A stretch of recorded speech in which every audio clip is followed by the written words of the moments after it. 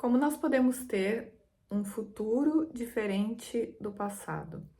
Só tem um jeito, né, de ter esse futuro aparentemente diferente, que é tomando novas decisões, tomando decisões diferentes daquelas em que a gente está acostumado a tomar, né? A gente vem ali com muitos hábitos dentro, né, da nossa condição aqui, dentro do que a gente já conhece, como o nosso passado, como o nosso repertório aqui.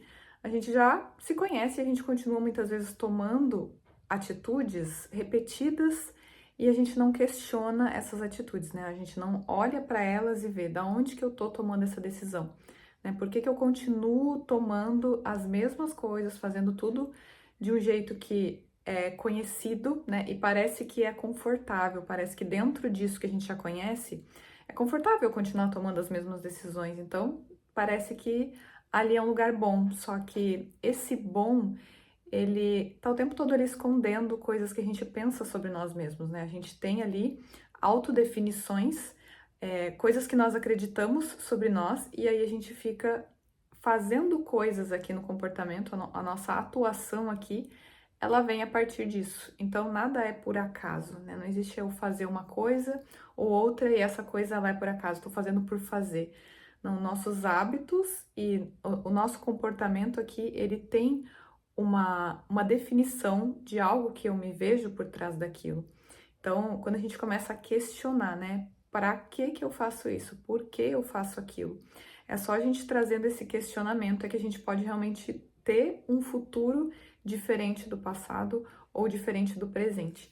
E aí, trazendo isso para a metafísica de um curso em milagres, a gente precisa trazer isso para mudança de percepção de existência, porque mudar ainda, né, no comportamento são hábitos que eles são benéficos, né? A gente tem aqui a ideia de ter bons hábitos e maus hábitos, né? Um exemplo, um mau hábito, né, que eu vi aqui na experiência, por exemplo, de sempre durante a manhã, ao invés de levantar, né, ter aquela coisa de acordar assim que o telefone desperta, né? A gente muitas vezes fica ali e coloca o telefone para despertar mais um pouco, aí fica ali 10 minutos, mas eu tinha isso no telefone assim, né?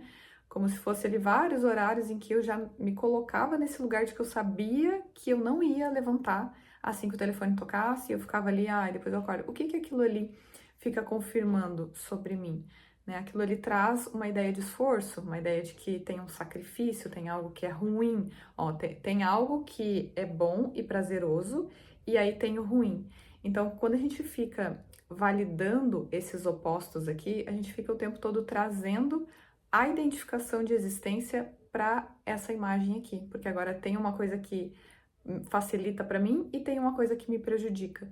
Então, a correção da percepção, ela não é uma mudança de hábitos em si, mas os hábitos, eles mostram claramente que ali tem uma identificação equivocada, né? Tem algo que eu penso ali que continua validando a ideia da percepção existir, porque quando a gente fala de ilusão, né? É uma ilusão.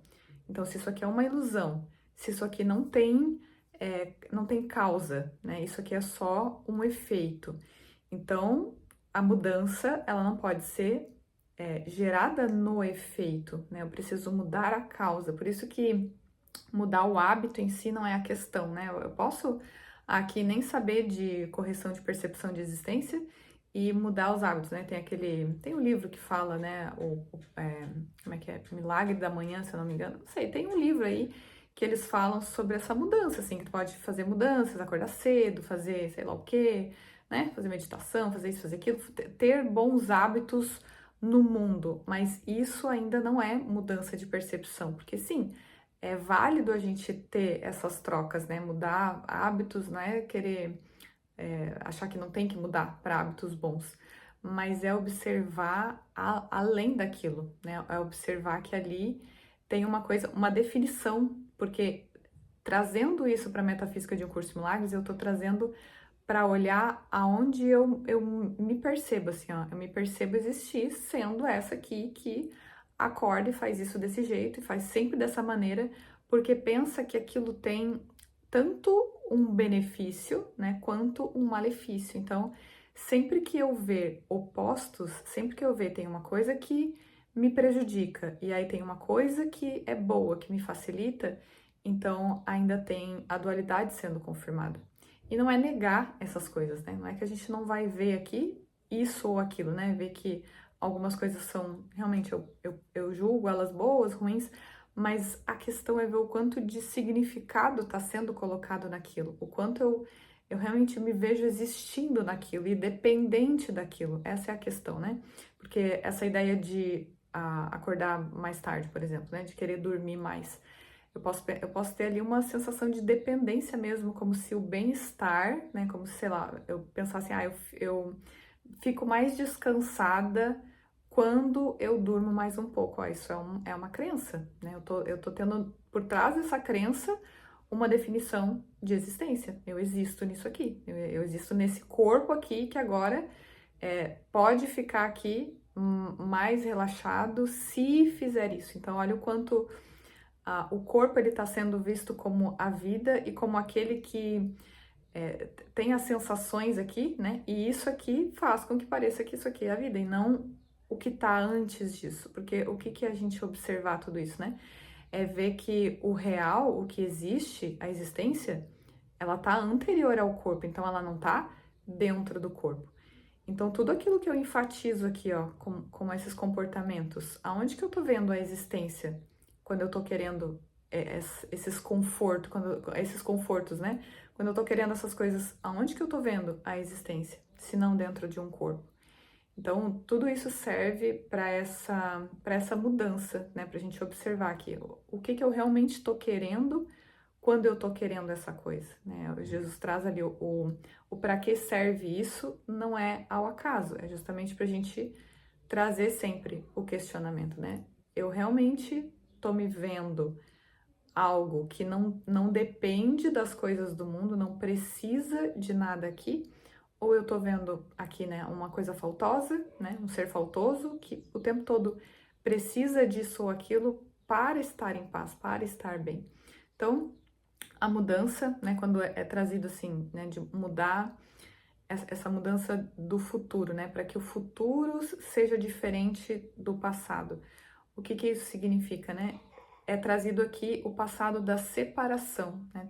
Toda essa identificação, tudo isso que a gente carrega aqui, né, como essa identificação equivocada de existência, que sustenta, ela precisa ver como sem significado, né? A gente precisa olhar para isso e ver tudo isso que surge aqui, não importa o que seja, isso não é o que eu sou, né? E se isso não é o que eu sou, né? Quando a gente passa a se observar no nosso dia a dia, né? Os porquês que a gente faz cada coisa. O que vai surgir disso, né? Quando eu observo uma determinada coisa, obviamente eu vou partir para a mudança daquilo. Eu vou mudar a forma como eu tô agindo, como eu tô fazendo cada coisa, porque é um reflexo da decisão, né? Da decisão que eu tomei ali, primeiramente mentalmente, né? A mudança é mental. Tem uma parte do livro em que Jesus fala sobre a mudança na vida dos professores de Deus, né? Se é necessária a mudança na vida dos professores de Deus. E é dito, sim, pode haver mudanças e com certeza vai haver mudanças, mas a mudança principal, a primeira mudança é a mudança mental. É saber que a existência não tá aqui na ideia do corpo. A existência não é isso daqui, a existência é anterior a tudo. Então, se a existência é anterior a tudo, obviamente eu vou olhar para a crença, obviamente eu vou olhar para os condicionamentos que vêm daquelas crenças e aí vai ter a mudança no comportamento. Por quê? Porque eu vou parar de validar aquilo, né? Então, se eu paro de validar a crença, eu paro de me comportar daquela forma. Então, a ideia de futuro aqui não são as mudanças no comportamento, né? Um milagre para a metafísica de um curso de milagres não é aqui, né? A gente começar a ter uma vida boa e aí as mudanças de hábitos e as coisas, isso é uma consequência, é um reflexo, né? São ali as dádivas, né? De estar nessa percepção corrigida, mas o que importa é a realidade sendo considerada e não aqui, porque aqui pode haver oscilações o tempo todo, né? Tem uma frase que Jesus falou lá, né? No mundo tereis aflições. Então, essa ideia de as coisas aqui, elas vão acontecer, muitas vezes vão parecer dar errado, né? Elas vão parecer dar errado e a gente vai lidar com elas, mas o que importa é de onde eu vou lidar com elas. Então, eu vou lidar a partir da percepção verdadeira, que sabe que isso não está afetando a existência. Então, se isso não está afetando a existência, eu vou atuar de uma forma em que eu vou ter o direcionamento ali a partir da verdade. E não porque eu quero me dar bem aqui, não porque eu quero o benefício, as coisas, os milagres no mundo, e sim porque o milagre da existência está sendo considerado antes de tudo. Então, isso é a mudança, né? A mudança de uma ideia de futuro, aliás, de uma ideia de passado. O passado da separação não existe e só a existência existe agora.